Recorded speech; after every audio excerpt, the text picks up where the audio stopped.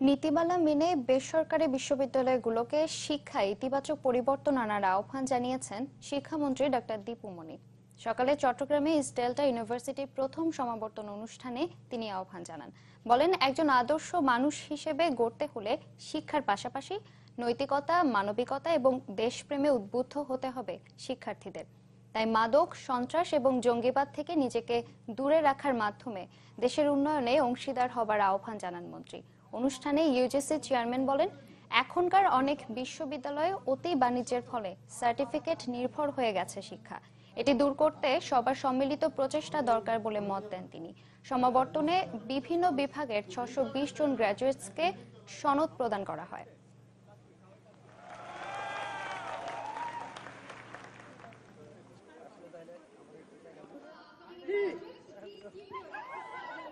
নিয়মিত board, syndicate, academic কাউন্সিলের সভা অনুষ্ঠিত হয় না।